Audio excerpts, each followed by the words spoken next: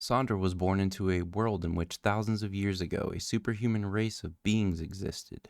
All were born with superhuman skills, but at some point a cataclysmic event occurred and most of the world's population were wiped out.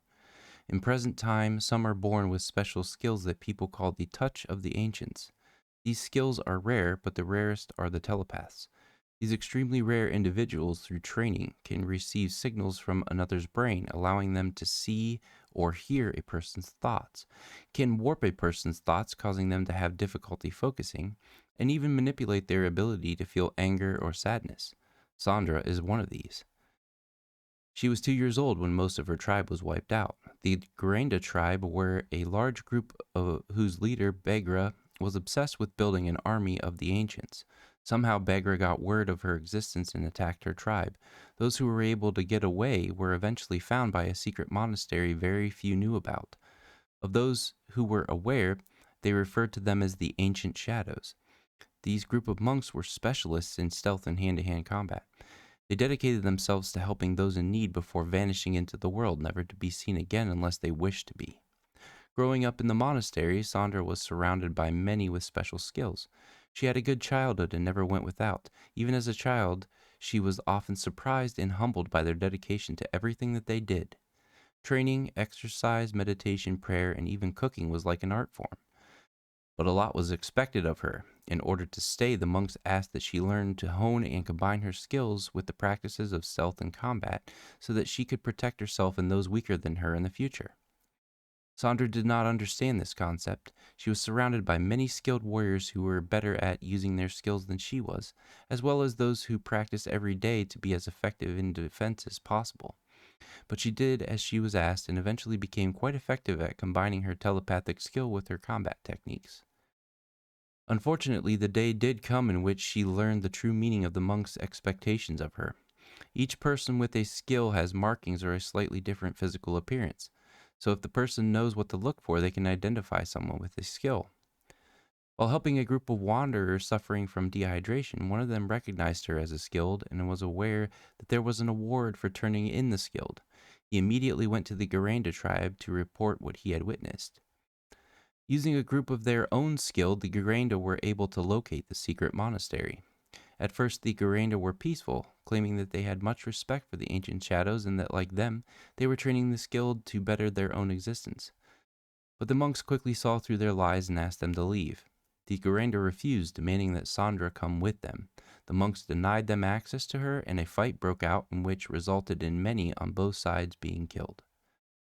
The Garanda retreated but swore revenge and would return with a bigger force. This was a confrontation that it was time for the shadows to move on.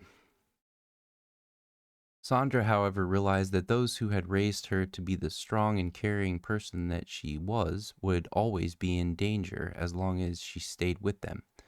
When the monks known as the Ancient Shadows left to find another home, she did not go with them.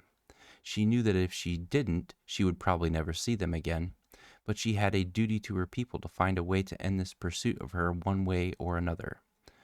However, she had no idea what she should do. Fighting them alone was an impossible endeavor, and running and hiding was not in her nature. She also was witness to how they negotiate, so she knew that striking a deal with them was probably out of the question. But she knew that she should at least get some information on exactly who she was dealing with and where they were located.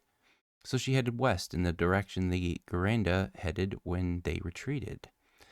As she was passing through the first town she arrived in, many were able to easily distinguish her from an average person, and the Garanda were notified. Sending a small group to her location, they inquired around town getting information first. Then they approached her and asked if she was alone. She said yes, and made it seem as if she were giving up, in the hopes that they would think her to be weak. They told her that she made the right decision. At first they treated her kindly. They offered her food and drink. They even let her walk throughout the town freely, though this was most likely because there really wasn't anywhere she could go in the town without the villagers letting the Garanda know of her whereabouts.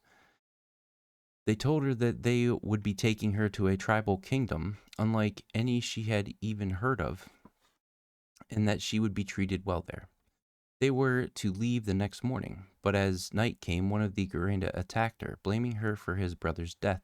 She defended herself as she was taught, but the result was her being put in chains.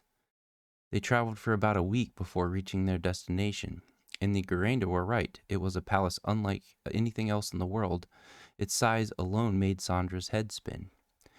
After meeting with the captain of the guard, she was escorted to the palace throne room, where she was taken in front of the master of the Garanda, which was now in the hands of Galen, son of Begra, a very handsome young man, until he opened his mouth and spoke. He was every bit as foul and wretched as his father. When Saundra was brought to him, he barely even looked at her, and his sentence was swift. She was to be hanged the next morning of her crime against one of his men. This news instinctively forced Saundra to act. She was able to take down 30 guards and even wound Master Galen before a skilled one was summoned and immediately put her to her knees. He was also a telepath, but one who was taught to use his skill to inflict pain. And it was painful. It was like someone had set fire to her brain. She was beaten and thrown into prison to wait her execution. Just as Saundra was attempting to defend her life, Aiden was in the training yard. He had arrived to this earth just 3 days prior. He had been to a few existences in which the people were looking very different to himself, so he was used to the idea of a civilization being wary of his presence. But he didn't look different enough for these people to be uneasy, so he asked a local why. They said that he must be skilled, and that meant that he was with the Garanda. Then he asked who they were, which made them more uneasy. They said if he wasn't with the Garanda, then he is either a deserter or in hiding, and that it is punishable by death to go against their commands. Naturally being drawn to a problem that needed solving, Aiden tracked down the Garanda and entered the palace.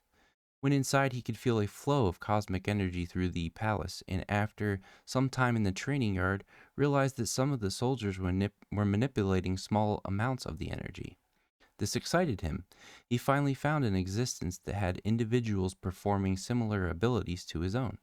But his excitement quickly turned to disgust when he witnessed how poorly they were treated whenever they failed at training.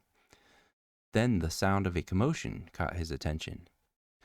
Following the sounds, he entered the throne room to find a young woman displaying some impressive fighting, but was stopped by someone who was also manipulating small amounts of cosmic energy. Impressed and intrigued by this woman, he confronted her in the prison, and after hearing her story, freed her from her cell. Saundra was immediately intrigued by Aiden. She could not hear his thoughts, or at least sense his feelings. This had never occurred before, but felt as if it was a conversation for another time. She instead focused her attention on the other skilled and how they would convince them to join her side and overthrow the corrupt master. After defeating some of the guards, it actually turned out to be an easy task getting most of the skilled to turn against their captors. Some were in fear of the consequences of going against Galen, and others were too loyal to the master, but most were all too ready to reclaim their freedom. Together they were able to topple the entire palace, and Saundra was put in place as master of the Garanda.